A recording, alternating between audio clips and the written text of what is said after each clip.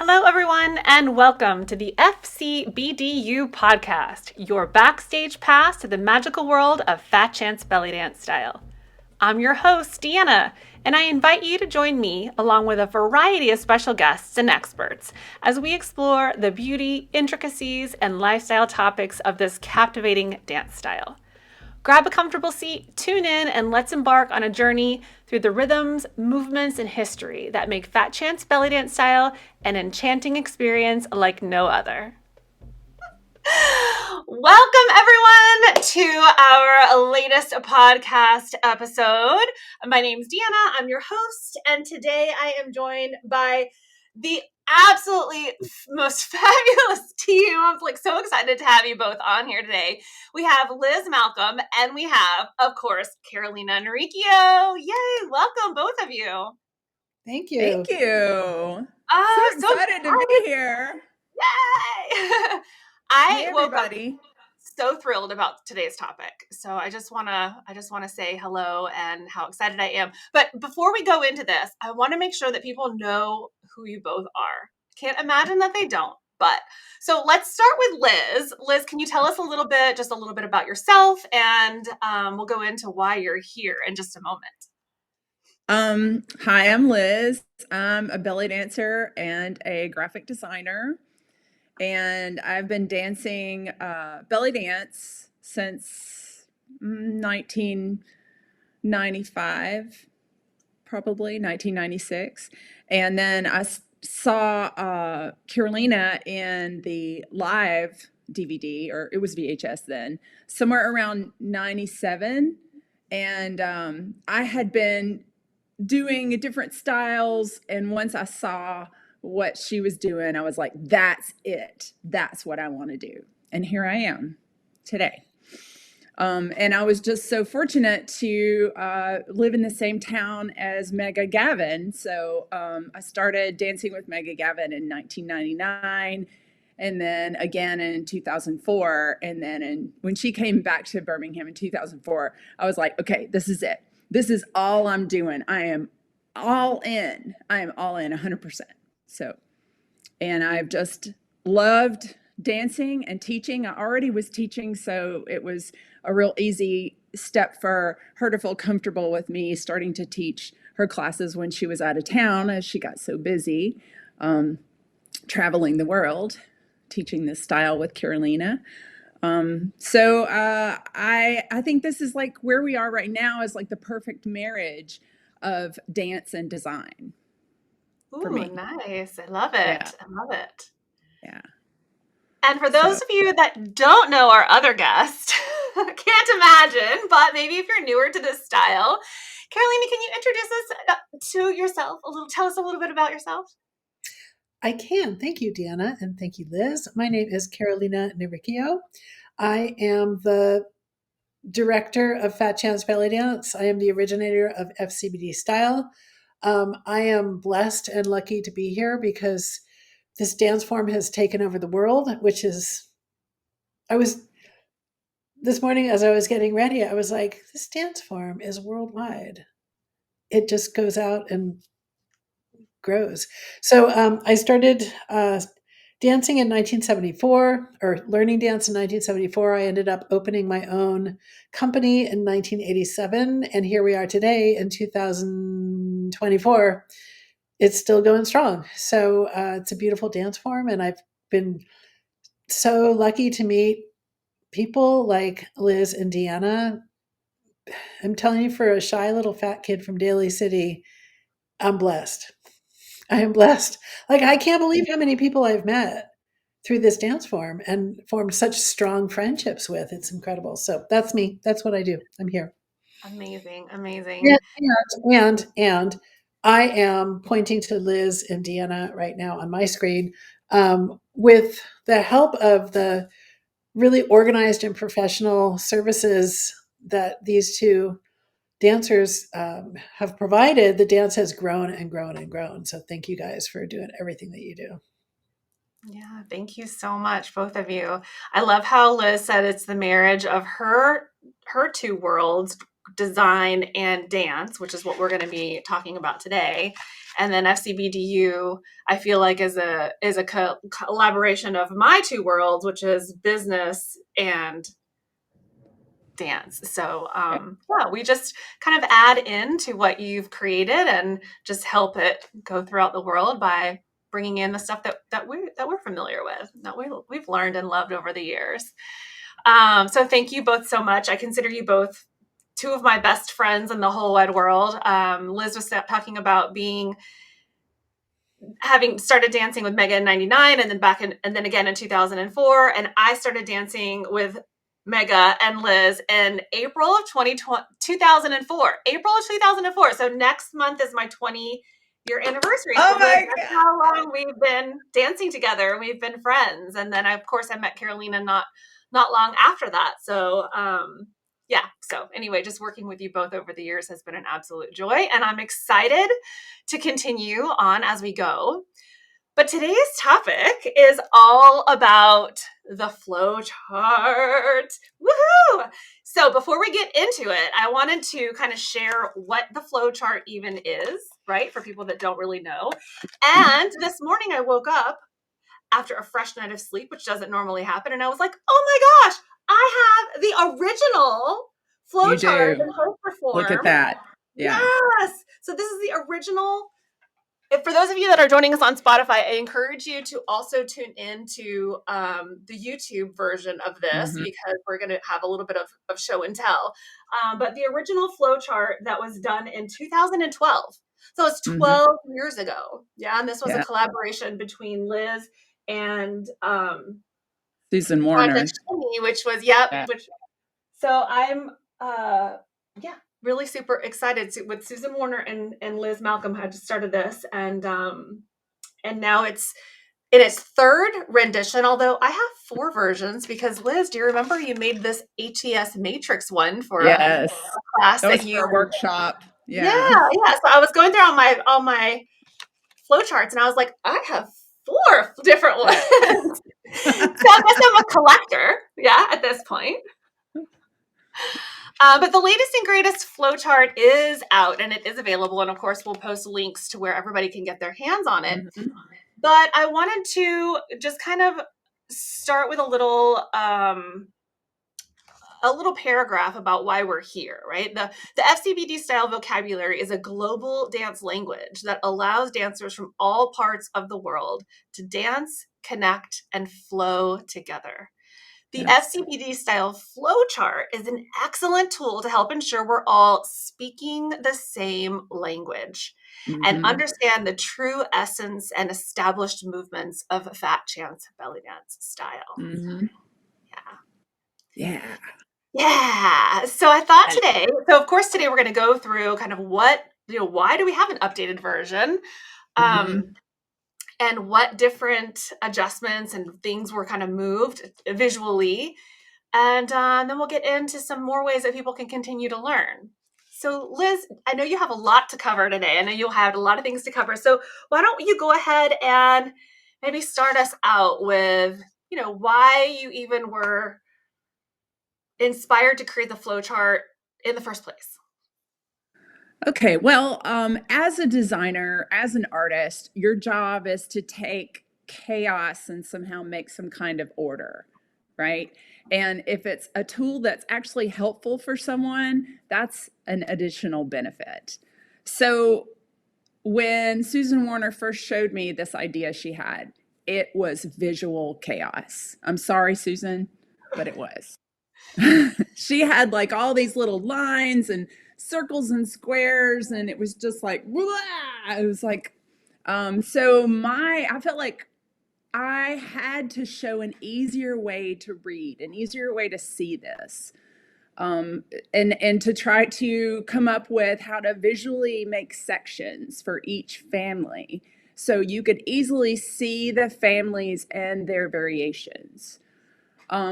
And the whole point of this is to be a helpful tool for dancers to identify the step families, to identify the correct names and the variations and the correct variation names, and to know what is an official step and what isn't, because if it's not on here, then it's not an official FCBD step.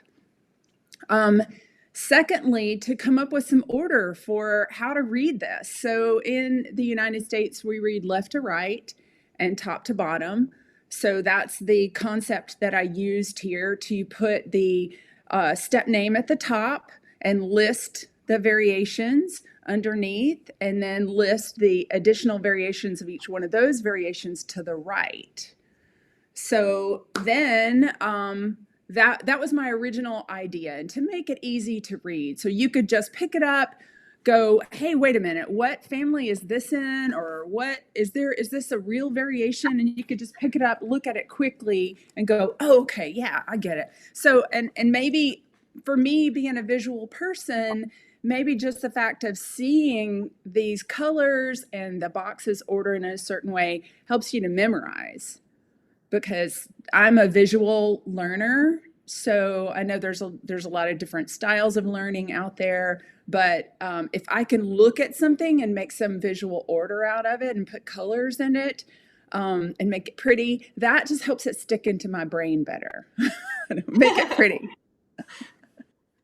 There's a lot more than just making it pretty, but right. No, I totally get it. It's so trivial just to say that, but I think it's really important.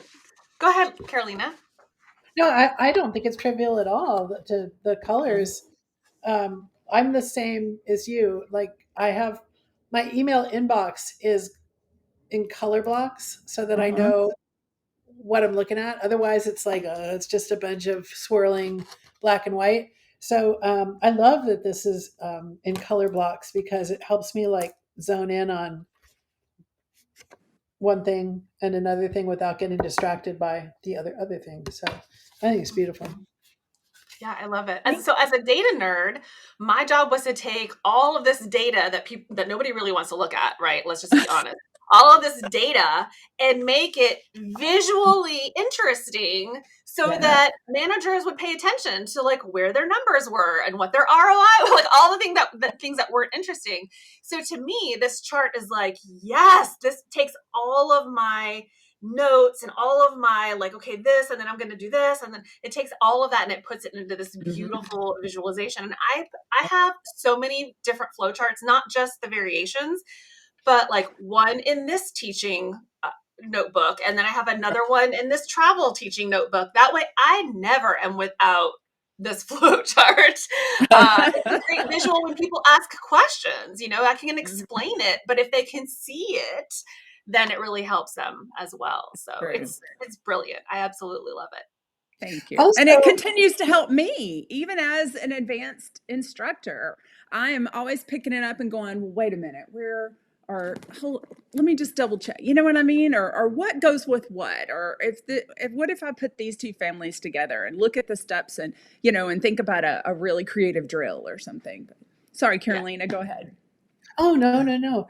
I love the fact that it takes a really complicated concept. This dance form it's vast. It's for the people who have never done it.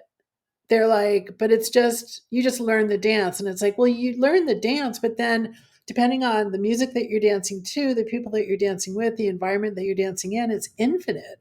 It just keeps making connections. And once you grasp that, you're like, oh my God, there's so much going on. But this flowchart makes it really simple. Okay, it is infinite and it is vast, but you can look at this and you can go, oh, calm down. It's just body wave. Yeah. You don't have to be reviewing all the possibilities. When you have a question, you can find the answer to your question, boom, and then you can proceed to enjoy the dance instead of be overwhelmed. So. Yes. Yeah, I love that. I love that, Carolina, how you're saying instead of being overwhelmed, you can just like relax, just take a quick look and relax and just feel at ease instead of being overwhelmed. I think that's a really beautiful way to look at it. So it helps us focus on the dance instead of focus on the fact that we feel overwhelmed by something. Yes. That's Liz and great. I were talking on we wish we would have recorded it. We had a really great Zoom meeting, I don't know, couple months ago. And we were geeking out on the flowchart basically, and how things have like evolved on the flowchart, or why things were updating on the flowchart. And going back, so here we are, we were saying we've been dancing this style for 20 years now. And I remember when it started going really global, and there were so many questions about what was a movement and what was a variation. And there were like, you remember the tribe.net days where they were like, this is ATS, no, this is ATS, like all of those things. And Mm-hmm. when we bring in tools like this, it Mm-hmm. takes all of that out, and now we can dance. You know what I mean? It's like Yeah. this is fat chance style. This is ATS, So whenever you want to go back to, well, is that really a fat chance step? There isn't all of this asking 500 people. It's like, just go to this resource and here it is. Right. Yeah. And it's perfect. It's perfect. Right. So can we talk a little bit about what did you update? Like, what is this variation? How is it different? Good segue. Okay, well, the first point that I want to talk about is the alternative names. So in 2020, this official list of alternative names was developed. Thank you, Carolena. And so the goal is to incorporate these names into the previous flowchart, and also have the previous names, or the first names, in parentheses. So we have them both here, so you have the choice of using which name that speaks to you, that works best for you.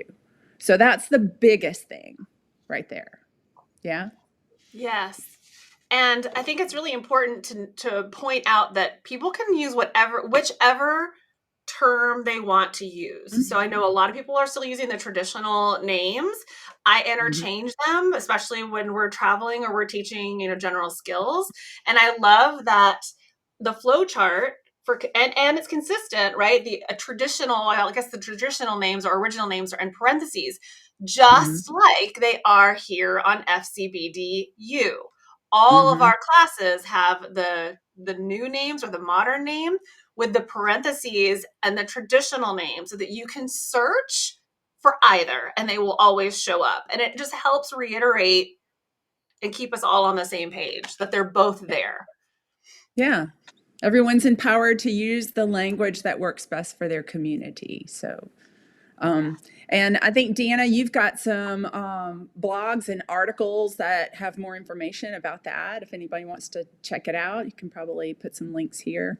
Absolutely. I'll put the links in the show notes in our resources section on FCBDU. We have a few blogs actually about, why the names changed or what they changed to. And so you can always go back and check out all of those, even videos directly from Carolena explaining it all. So we'll link to those so that everybody can kind of dive into that a little bit more.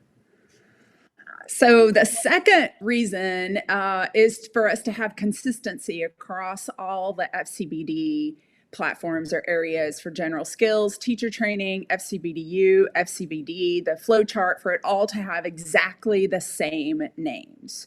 So that it took me a lot of time, and I had help from Kelly Beeston and Deanna and Carolena and others that were in our FCC group, that were all checking and making sure that we were being consistent across all. So you might see, like, if it said duet passing before, now it says passing, and duet is in parentheses. That's because duet was really not part of the name of the step. The variation was passing, and we just put duet in parentheses afterwards, just so it took for clarification. So for example, can we give an Yeah. example of that, Liz? So like, I'm looking at the flowchart, wrap around turn, and then there's a passing in parentheses, it's a duet. So there's a wrap around turn with a passing variation that's done in a duet. Yes. Okay. Exactly. Yeah. So like, Before, and here's another example, like before we had a Turkish shimmy duet crossover was a variation on the previous flowchart, and now it just says crossover with a hyphenation and duet in parentheses, because really crossover is that variation name. Got it. Does that make sense? Yes. Yes. Yeah. Got it. I love consistency. Can I just say, like, this organization just makes me so happy. No, Okay. no.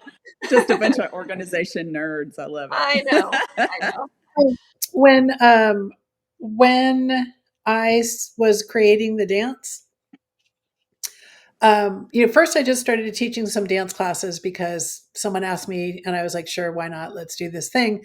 And something clicked in my head at a certain point where it's like literally, I know I've told this story before, but it's totally true. It's like the ATS came down and said, I literally feel like she stopped me in the street and she was like, you. And I was like, me? And she was like, you will bring my dance out into the world. And I'm like, oh, no. I'm just teaching. She's like, I'm not asking you, I'm telling you. So get it together and proceed. And I was like, yes, ma'am. Okay. Like, that's what it felt like, and all of a sudden, like everything made sense, the dance angle, the foot positions, the duets, trios, quartets. Why can we not have 5? Because there's too many. Take it away. It was just like everything was like as organized as this flowchart is. It happened in my head that way. Like this goes to this. It does not go to this, but it does go to this, and this connects to this, but not to this. And it was just this. I feel like it was like divine intervention. I know that sounds woo woo, but that's what happened. So I literally, at that point in time, computers, there were no laptops yet.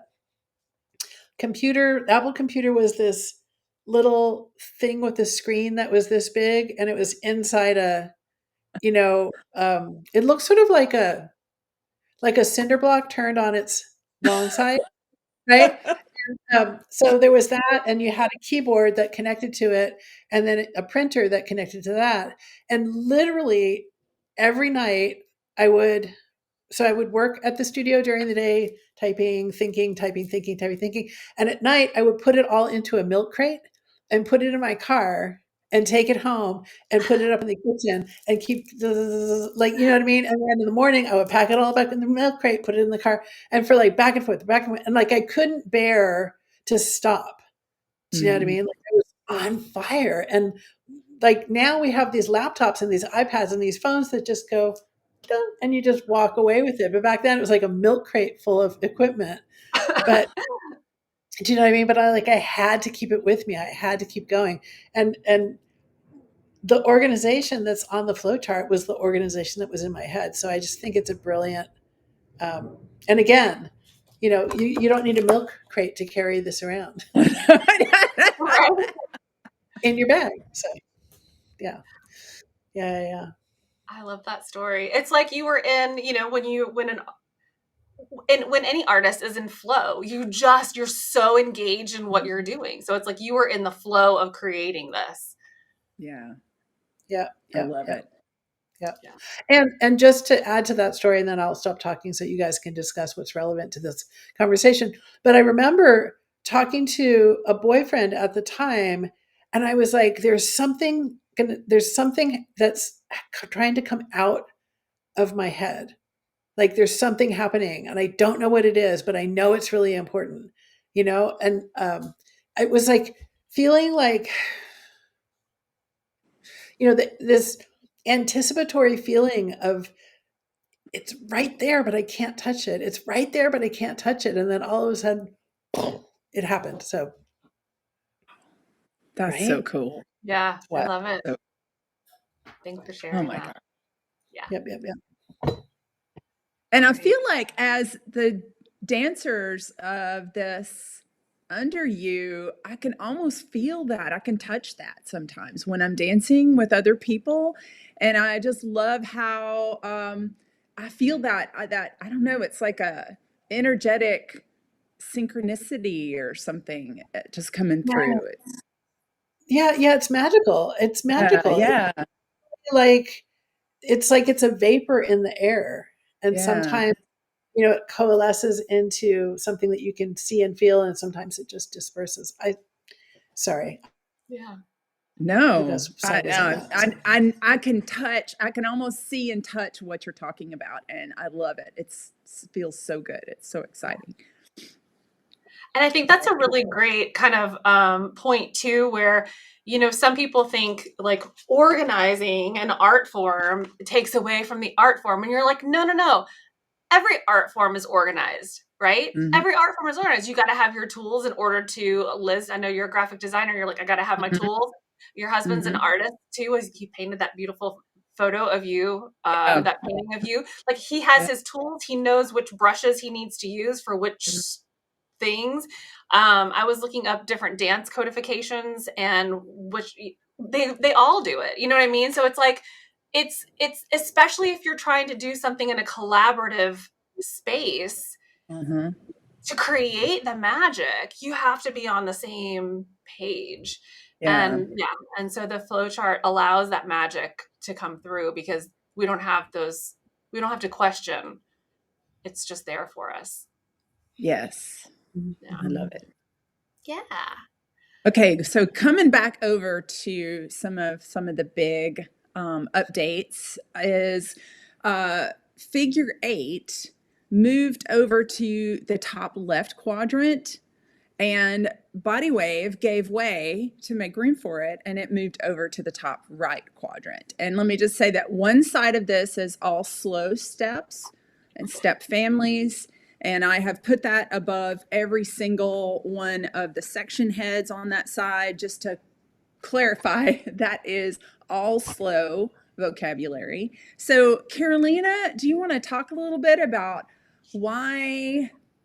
Because this is something that came out of one of my talks with you when we were really looking at the flow chart before I made the updates, that you felt like this step was needed to move on the flow chart. And why was that? I know, but I'm just asking. Wait, which step needed to move? Figure eight, Taksim. It We physically moved to the front. It That's what we're physically moved from the top right to the top left. So if we look at the steps that are at the top and the left, that is kind of the foundational steps. You felt like it was a foundational step and it needed to be at the top left area Okay, of the. so if I'm understanding correctly, Yeah. on the previous flow chart, the sock seam was not in the top left corner; it was somewhere In the, else. mm-hmm. Yeah, it was over on the right. Yeah. Oh, yeah, because I feel like the figure eight tuck seam is the fundamental step. That's it. Like it's like mother step. I feel like the tuck seam is the mother step of slow, and the shimmy is the mother step of fast. Um, it just landed in my head that way, and I wanted to represent on the chart the um, significance of my feeling about that. So we Yeah. moved it. First thing that you see is the figure eight tuck seam. And um, as anybody who's studied this dance form knows, the figure eight tuck seam and the shimmy are two of the most difficult steps to learn. But Yes. I'm sorry, but that's the way it goes. But to me, because they're difficult, it means that you spend a lot of time with those steps, you Mm-hmm. know? And the tuck seam is every time I do it, I have to really be sure I'm doing it and Mm-hmm. not just, it's not just swaying back and forth. There's really like a mechanical thing that's happening in your body that's making this tuck seam into this like perfection. And sometimes you get it and sometimes you don't get it. So I don't know. It felt like the the foundational step. Yeah, the queen of the step. Well, it makes sense because they're both just like walking, shimmy and figure eight. And there's the symbolism of you have to walk into the room first to prepare yourself for dance. I don't know. That's just what I That's thought about it. beautiful. Mhm. Yeah. You have to You walk have to, before you can run. yeah, Yeah. Beautiful. yeah. I love it. So I like also, sorry, go ahead, Deanna. I was just going to say, I like the contrast between the two because for me, I feel like the figure eight, both of them are so essential to the dance. And the figure eight teaches you how to find the control and the contraction. And the Mm-hmm. shimmy teaches you how to let go, right? So you've got the balance of like having control, but Mm-hmm. also being able to let go, which all of our movements have if you really dig into it. But it's just like those two, it's like the yin and the yang, you know? So Uh-huh. I love it. And Yeah, that's beautiful. I feel like we all want to run. We're born just wanting to run, and we have to develop, to grow up and become an adult and learn control. So we all want to just like go fast and run in there, and that's kind of the let go of the fast shimmy step. But then we have to develop the skills to slow it down and really look at what we're doing. And that is our figure eight. yeah, yeah. I love Such a metaphor symbolism. for life, right? I know, right? Sometimes the hardest thing is to slow down. Yeah. Yeah. Yeah. All right. Yeah. So the I top, know. so the So, figure eight toxine was moved to the top left. yeah. And the shimmy was moved to the top left. And the pivot bump family had to make way and move over to the top right. Got it. Yeah. So to clarify, because I know a lot of people are listening to this and not just watching it Mhm. on YouTube, to clarify, the moves didn't change family. Like there didn't like the toxeme didn't move to the body weight family. What Liz is saying is that they physically, when you visualize these movements, they physically moved on the flowchart to give you a better idea of these are the foundational steps of slow. Mhm. Mhm. First and foremost, learn the figure eight. And then first and foremost, here's the shimmy. Yes. All right, great. I know. I love it. I love it. So when you look at, when I want to encourage everybody to get a flow chart and take a look at it and just look at where the shimmy and the toxeme families are, or shimmy and figure eight families are, and look at all the variations underneath, and then you'll see the previous names like Turkish in for the Turkish shimmy in parentheses, and then you'll start to see the acronyms, the previous acronyms and the new acronyms also. Yeah, So so I also tried to do a little star underneath there and spell it all out just to be really clear. So instead of, for instance, we have the rhythmic undulation in parentheses Mhm. Arabic and then shimmy, and then next to that with arms and turn, which we Mhm. know as the run swat, right? But then Mhm. underneath that you have the old acronym so that it's consistent as Mhm. the A SWAT. So I Yeah. absolutely love that. Yes. Thank you. Thank you. I love it too. Let's take a quick moment. I just want to say hi for for those of you that are joining us live on YouTube. We've got several of you out there, and everybody's commenting about getting the new flowchart. Of course, we'll share all of that information, and as we start traveling this year, we'll be bringing flowcharts to those different areas as well. So I just wanted to say hello to.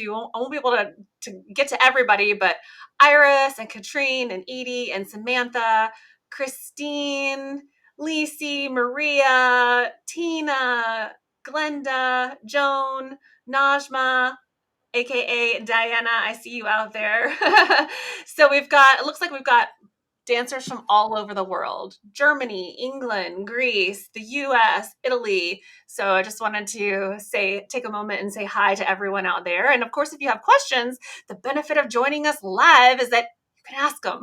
So feel free to put them in the chat, and we'll try to get to any questions before we go. If not, we'll answer them in the show notes. Oh, and hello from Frankfurt, Eileen says. Oh, nice. Okay, so consistency across all of the platforms, including the parentheses and the acronyms. Yeah. And then the movement physically of where figure 8 and shimmy fell into the flowchart as Carolina said, to signify their significance. Yes. And the mother step, if you will, of where they are in our dance form. So what else, Liz, did you adjust on here, or did you update on here? Well, if you'll take a look at, if you can take a look at, if you're driving or something, please just look later. But you'll notice the variations in figure 8 and body wave. We now have the arm undulations and the wrist rotation off to the right side of figure 8. So it's clear that you have the option of doing both depending on what arms, well, not both at the same time, but you have the options of doing either one depending on what the arms are doing. Yeah, exactly. And yeah, and I noticed they weren't even mentioned on the last one. So we had to just kind of go, well, yeah, and there's also these variations. Well, are they, where do they fall on the chart? So I love that they're on here now. Well, previously they were in the embellishments section at the bottom. So it didn't really specify what steps they went with. So, got it. Yeah. Very cool. And on body wave, do you have several arm positions with body wave, which may or may not require a wrist rotation, but generally we're always trying to do a wrist rotation with the body wave, but so you have options there. So I added the wrist rotation out to the side of all of the body wave family steps. Nice. There. So, and just on that same vein, if you look over in the turns family on the slow vocabulary, you'll see they're also out beside the propeller turn and corkscrew turn, because thank you, Deanna. Vanna White.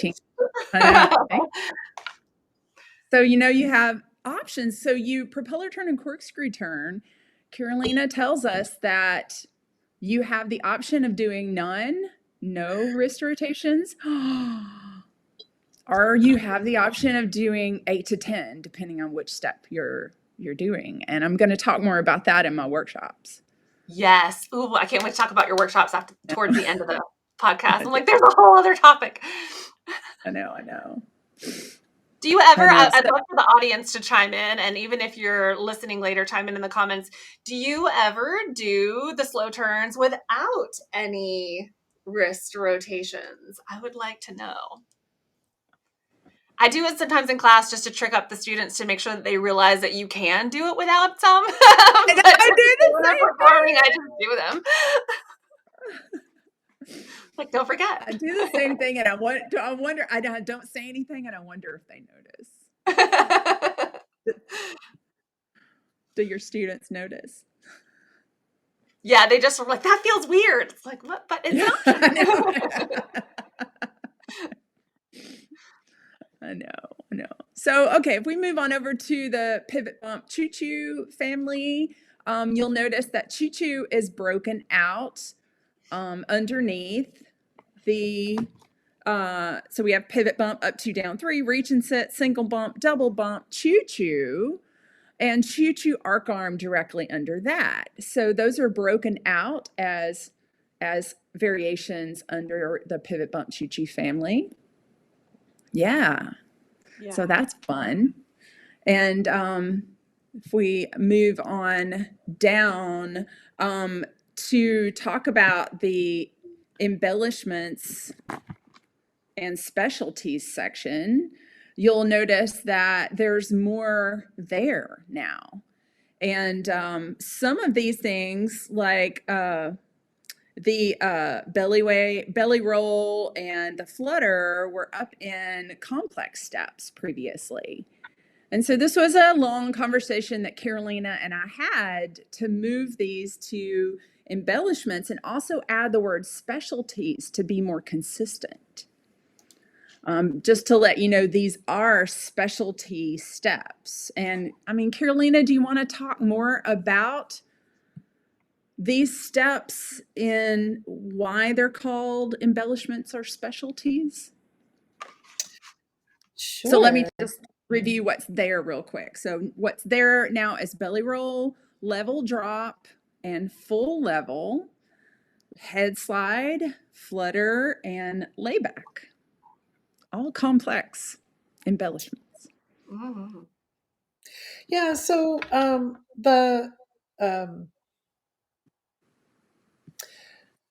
as I was talking to Liz this morning, and I've had the same conversation with Deanna,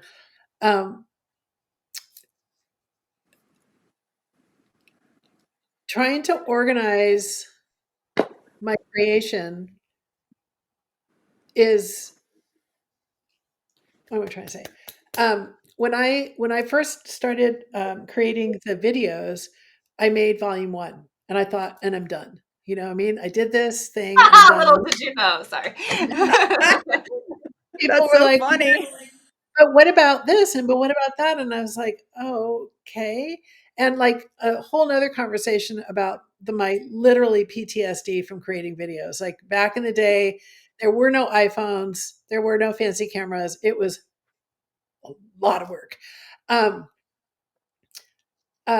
But so if you look at the flow chart, you're like, oh, Carolina's brain is totally organized and she did everything, like this. And it's like, no, it doesn't work that way. So first I made volume 1 based on what I was teaching at the time. And then class continued and people asked for more things and variations were happening. So then we created, volume 2 was makeup and costume, volume 3 was Zills, but volume 4 was called embellishments and variations, because at that time they were embellishments and variations on volume 1. So if you look at the dance from my lens, it's volume 1, 2, 3, 4, 5, 6, 7, 8, 9. But a new person coming in is going to say, why is the belly roll like a fundamental step? Because if we're looking at the name of volume 1 is Dance Fundamentals, because at that time it was. Belly rolls are not fundamental. Belly rolls are really squirrely, difficult. Only some people can really master it situation. So for previously, we would have put belly rolls into the hierarchy, starting at the top. But ultimately, it's like, for me, it was just natural. Like, yeah, belly rolls and flutters. You just do them. But most people don't just do them. It takes learning, it takes practice, and it takes like a really heavy head for visualization to get those two really bizarre steps in there. And then ultimately, it turned out that in performance, it did not make any sense for a group of dancers to do belly rolls together. It looks kind of weird. And because belly rolls are really individual to each person's body, I mean, the belly roll is consistent, but bodies are different. It doesn't make any sense to have a group of people doing belly rolls together or flutters together. It just doesn't work. So I ended up moving the belly roll and the flutter into solo performance. And that's sort of been my moniker for quite a long time, is very bizarre, weird, inspiring music with belly rolls and flutters. That was sort of like my career. If you want it, my elevator pitch, that's my elevator pitch. So we moved it into embellishments and specialties because it is an embellishment and it is a specialty. It's not something that you're just going to drop into a group presentation. And the level drop and the full level, the head slide and the layback. The head slide can definitely be done as a group, although it would have to be like a really isolated and perfect situation for the audience to be able to see this happening. Do you know what I mean?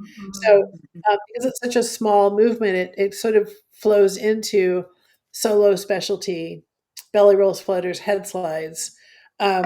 But then the level drop, full level, and the layback are really dependent on your body's ability to do those steps. So they cannot just get tossed into a group improv performance because not everybody's body is flexible and strong in the same way. So you really have to make sure, talk to your people before you do that in a performance. Like, can we do laybacks today? Can you do floor work today? Because, one day you might be able to be good, not good at it, but able to do it. Another day your back is like, don't touch me, so, and you have to respect that, right? When your back says hands off, you are hands off. Yeah. So they are either something that doesn't like, what's the word that I'm looking for? Visually, aesthetically, the head slides, the belly rolls, and the flutters aesthetically don't make sense in a group presentation, and the levels and the laybacks are completely dependent on your body's ability to do it on that day. So it's something that has to be discussed. So yeah, they don't land just randomly in a presentation. Got it. Yeah. Yeah.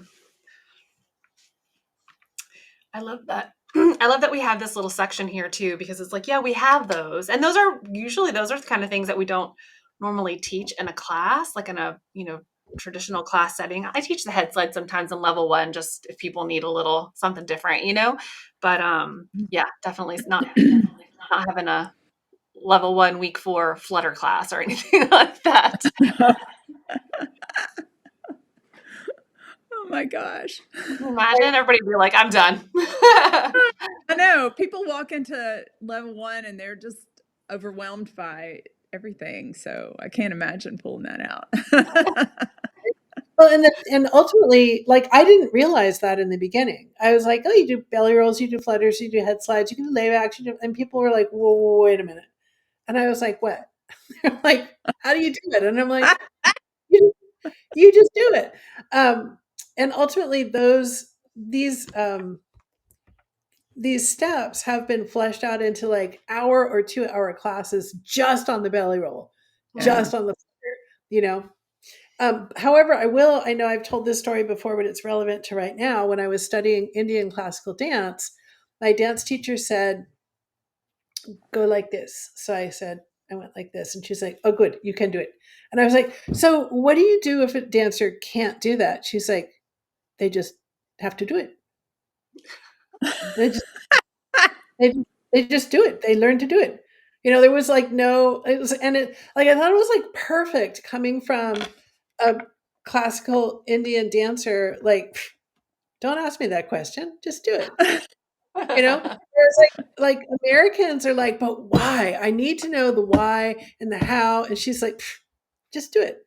It's like, okay, good. I'm glad I know how to do it because. But then on the other hand, my turnout was something that she was like, because I have inwardly rotated hips. So for me, floor work was really easy because of the inward rotation of the hips, but I can't hold turnout. And she's like, yeah, I feel that. Kind of like the ballet thing where, your body's not a ballet body and your teacher's like, this is not for you. And you're like, but I want to do it. It's the same thing happened with me. She was like, so, oh, well. But I mean, it's a beautiful experience, but ultimately, I don't have what it takes for Indian classical dance. That's not the point. Right? Just do the head slide. Just do it. Just do it. They just do it. They figure it out. They just do it. So along with the embellishments and specialties section, speaking of floor work, I also noticed that we had floor work on the previous one down at the bottom, but of course this one we have the updated names as well. So floor work didn't really change. It's still over there down at the bottom, and it's on this. I like that it's like kind of down there with embellishments and specialties is on the left, floor work is on the right. It's like at the bottom of the page. It's kind of like after you've done all of these, then maybe try these. Exactly. And I love I know that floor work is in red because we've marked volume 8 in red, but I do love the fact that this really difficult physical thing is like red, like watch out, like, just Caution. Achtung. I love it. Yep. All right. So Liz, what else? I know there are some more updates on here. So do you want to guide us through? I know like 7 pages of notes. I'm like, what else do you want to talk about? Well, I won't go into everything. I'll save some stuff for the workshops, but I can tell you if you look at under complex steps, if you look at balancing step with turn, balancing step, you'll see that I do break out. There's 2 different arms. So it just says, there's a lot of information here. And so I had to be really succinct with what I put in here. So I put arms 1 and 2, but so you have 2 arm options here. And that was never really defined previously. So you can do the balancing step with 2 arms or with one, just the left arm up and the right arm at the hip. So just clarify like that. Yeah. And then also in that complex steps family, I broke out Medusa 1 as the core step, and then Medusa 2 as the variation. Medusa 2 is the Indian version. Got it. Yeah, I like that. I'm looking at stuff, have a side by side of the previous version and the new version. That way, people that are just listening, I can kind of explain it a little bit for the ones that are people that are just listening. So I'm not trying to mansplain what Liz was saying, but because what I needed to do was look at this and say, oh, arm 1 and arm 2, I see that it wasn't on the previous flow chart. And what Liz is talking about is what a lot of people call the baby camel. Arm would be arm 2, right? So arm 1 and arm 1, I guess. Would that be arm 1 or arm 2? Arm 1 is both arms. Okay. What? That's fine. Liz, would you say? No, it's like I would call what you said the slang terminology baby camel is the 1 arm version. Okay, so you're saying arm 1 is the baby camel and arm 2 is the 2 arms. That makes sense. Yes. 1 arm versus 2 arms. So for those of you that are like, there's a new step, it's not a new step. It's just that people used to just call it a baby camel, but it's really just a variation of, it's an arm variation of the camel, which is what we call the balancing step with the new terminology. Yeah. So I love that it's on there because I often forgot about that arm variation, and now it's clear. I know.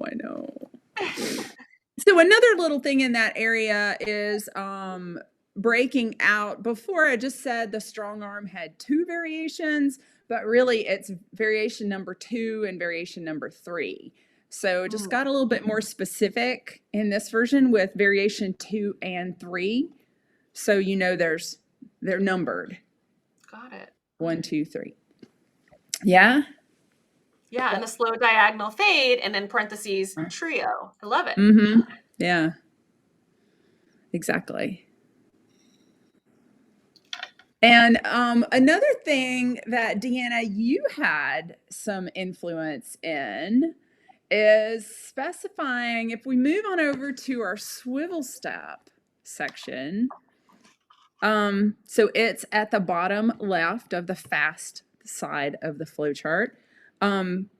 You'll notice that instead of just saying spins, we now say calibrated spins. And Deanna, you felt strongly about us specifying that they were calibrated. Now, why is that? I don't know, but I can tell you why I like that term.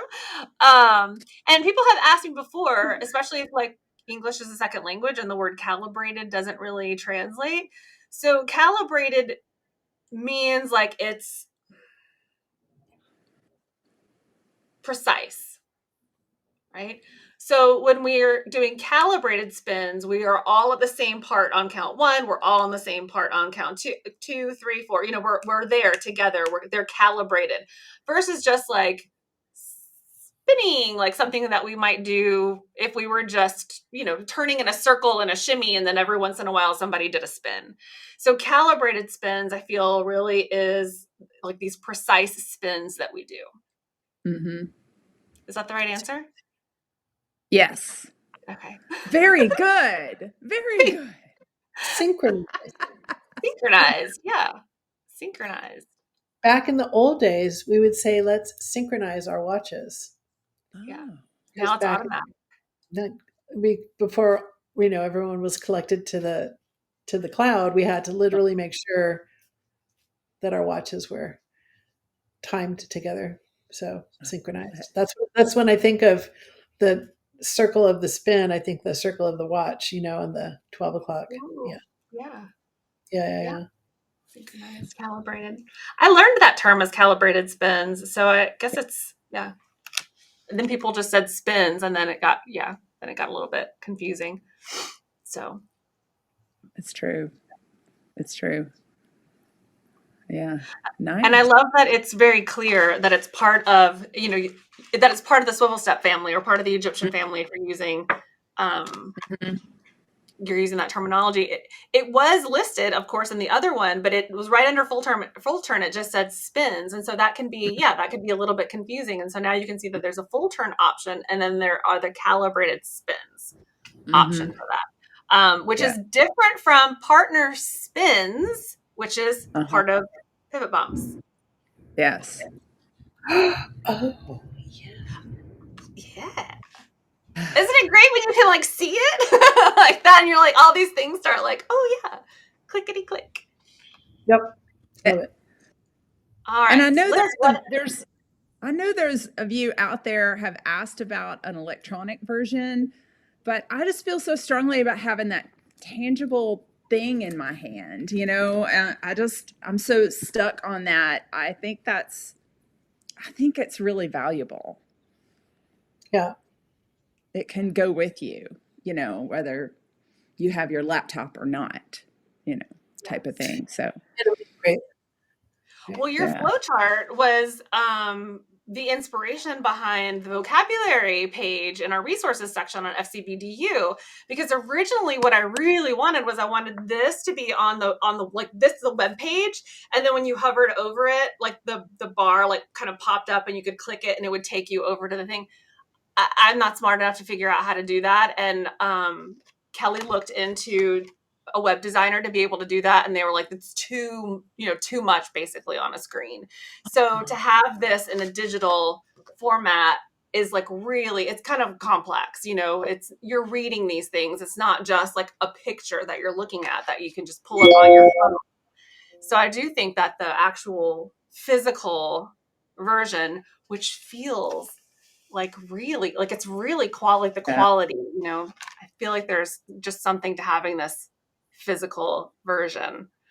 So. Yeah, I chose this paper. It's got plastic in it, so it is waterproof and very durable. So I think it's that. Now I like to put mine in like a little plastic sleeve, if you can see what I'm holding in my hand here, just to protect it, and so I won't, you know. So if I spill something, you know, just in case, so my cat won't throw up on it or something. Or bite it or something like that. Or bite it, yeah. Exactly. Yeah. Oh my goodness. I'm just going to check in with the comments real fast. Joan must be one of your students. Liz, Joan. Regarding the wrist rotations and doing the propeller and corkscrew without them, she said, we notice. They notice. Lacey says, thank you for the specialties section. And Katrine says, which of the classical Indian dances was that? Well, I wanted to study Kathak dance, but the teacher that I resonated with taught Bharatanatyam. So I didn't get very far, just so you know. I did study a little bit of Kathak, and then my dance form took over, and then I wanted to give myself, this gift of studying another dance form. So I went towards the teacher that was teaching Bharatanatyam, and then my dance form took over. Like it just wasn't possible for me to learn something while I was developing the dance. So a little bit of Kathak, a little bit of Bharatanatyam. That's the answer to the question. And classical dance forms really, like, you kind of have to be like all into that. So yeah, really hard to. And I have that temperament of being all in. Like if I'm going to study something, I'm making a definite commitment and I'm going to do it. And I realized both times that there was no way to make a commitment while I was developing this dance form. So it's influences, but I never got far enough to do it. Yeah, I can totally understand that as being all in, because I see all these other things happening, and I'm like, how does everybody have time for this? I'm focused. I'm focused right here. And we'll tell you how to order. We'll tell you in a moment how you can order these, and of course, we'll have links and everything on our social channels, on our notes for our podcast, on our website, like all of that. So don't worry. All right. So was there anything else you wanted? I know that there are other things that have kind of shifted or moved around. I want to be clear as far as like, did we not have any movements that moved from one category to another? There were not, right? It's really just the embellishments and specialties. Yeah. So I just wanted to like ease everybody's mind, because I know, remember, there's been different editions, and we did have a couple of changes in the last one. So make sure that you can go back and watch our other YouTube video that goes to the previous rendition, right? And this is the next edition. So in this edition, it was a lot more of like the organizational and being really clear in what's a variation versus what's an embellishment.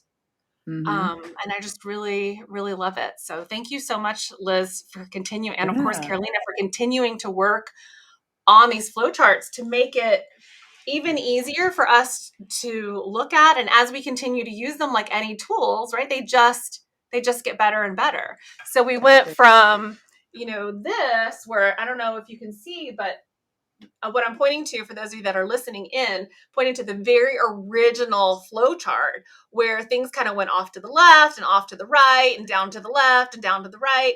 And it was kind of more in like a spider web kind of situation, right? And so what Liz was talking about in the beginning was the way that we read from left to right and from top to bottom, and the way that the flowchart kind of flows along with that concept. So it's like easier for your brain to kind of grasp and understand. So also, apologies if I'm reiterating something that you just said, but I had a different thing that I wanted to say, which is, so the bane of my existence, just so you know, never say this to me. Never, ever, ever. I don't care who you are or where you come from or where we are. Don't say, oh, something has changed, because I will blow my top, right? Nothing has changed.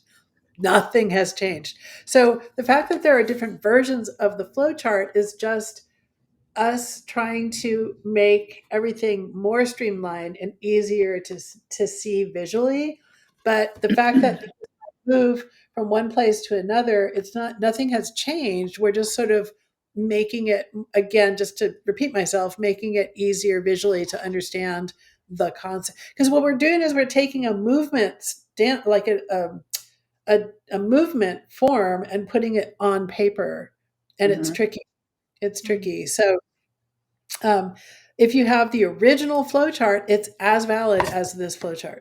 You don't have to buy a new flowchart every time a new version comes out. You can, and Liz and I would appreciate it if you did, but you don't have to, because the information is the same. It's just the organization of it that is update. It's just updated, but nothing's changed. Don't ever say that to me. Yeah. It's just improving the tools as you grow and as you learn and as people use them and provide feedback, and that's just part of it. It's like, I'm excited that things continue to improve and get updated. So thank you so much for all of the work that continues to go into this. Absolutely. Absolutely.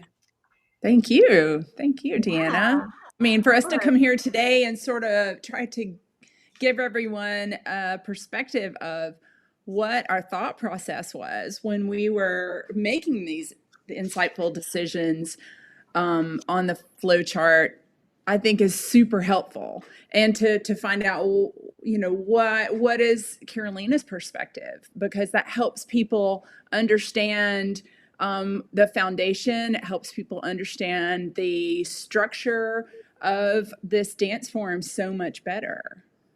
Yeah, I Yeah. agree. I love it.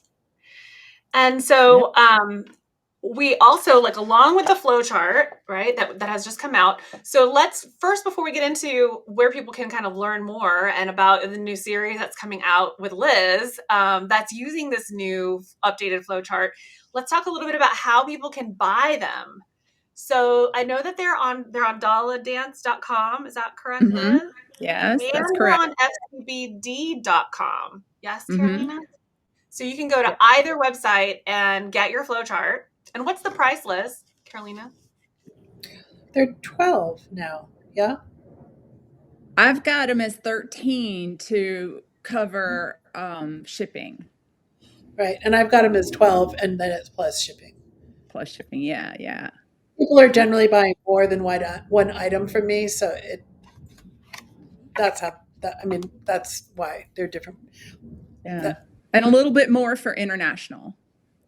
Yeah. Yes. Yeah. Yes. So go out and get one. I mean, if you're a collector, like, get one. Yeah.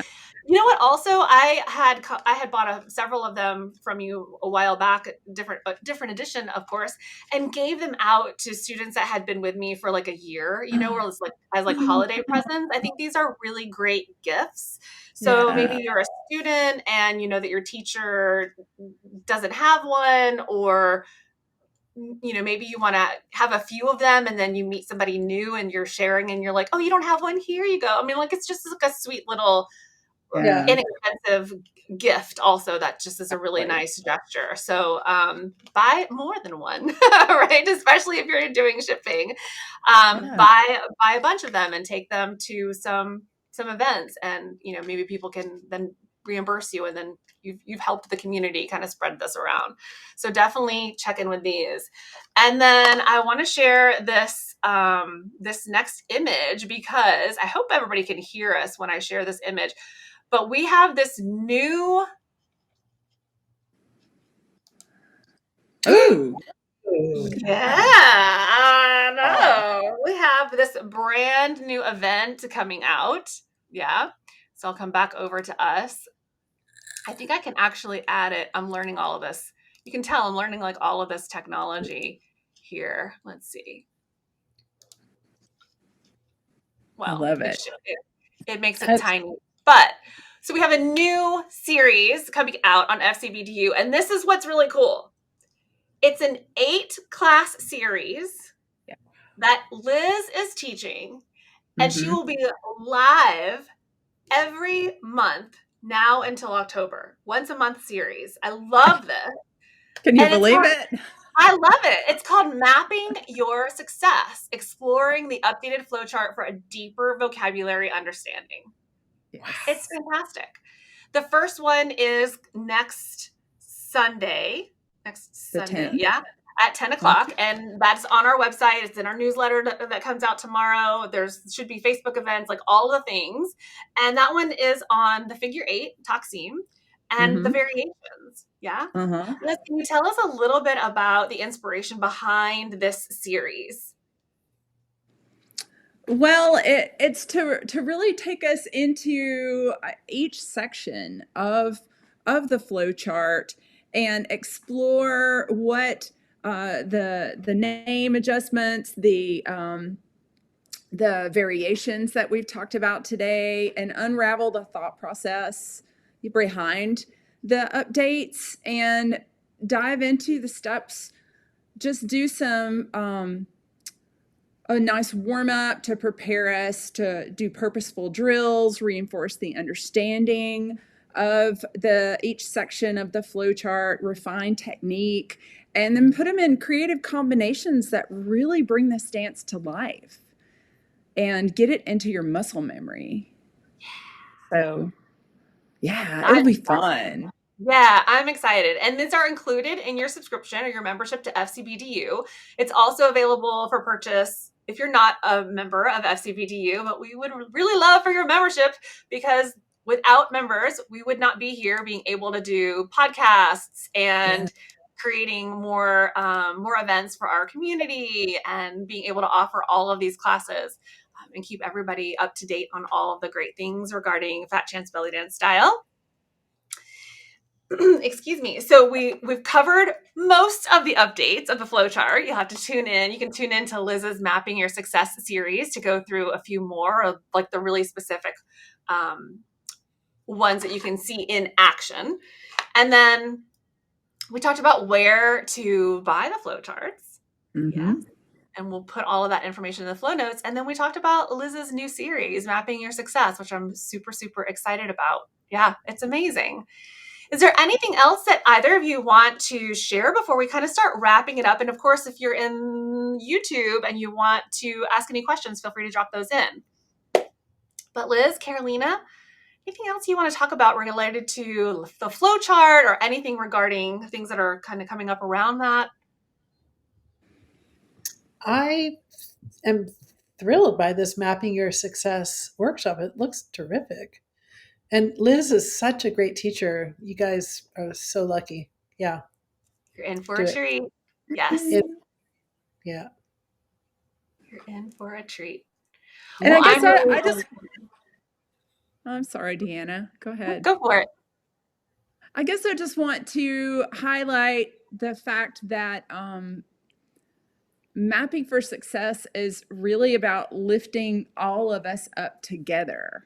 So we're all valuable and increasing our knowledge together so we can see the beauty of speaking the same language, so we can dance together as a community, all equal, and flow and feel that magic that Carolina was talking about.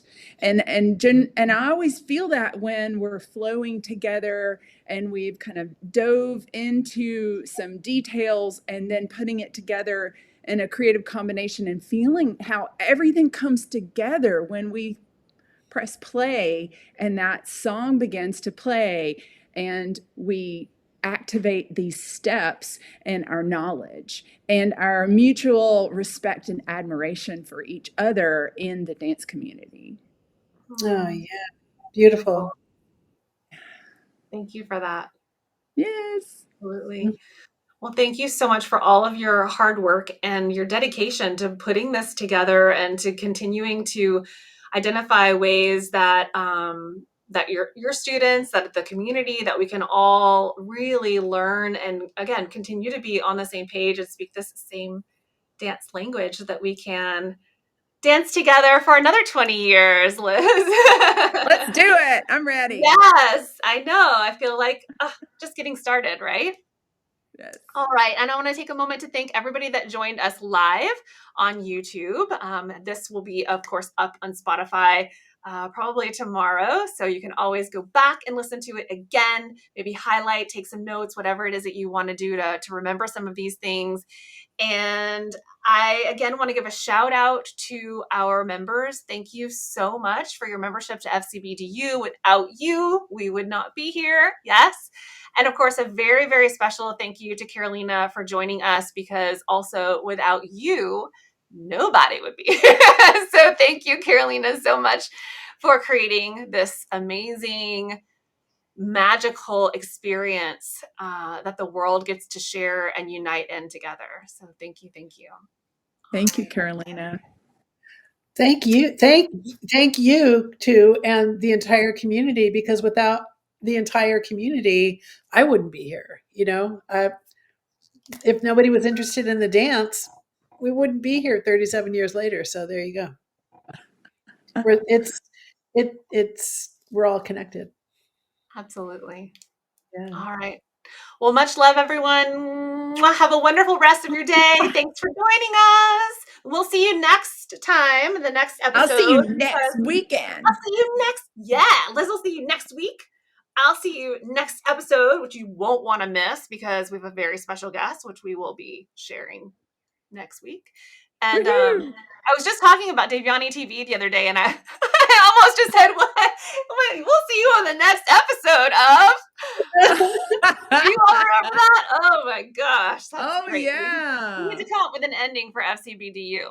But let's, since Devyani's here, right? And we're talking about like the last 20 years and just maybe a little tip of the hat to Mega. Let's just end in our old way. The way that got us doing YouTube videos and all of these live streams and everything in the first place. All right. Okay, those ready? of you that have been around a little while, this will be a little reminiscent. So check back for the next episode of Devyani TV. Thanks for playing with me, guys. Love you. Bye.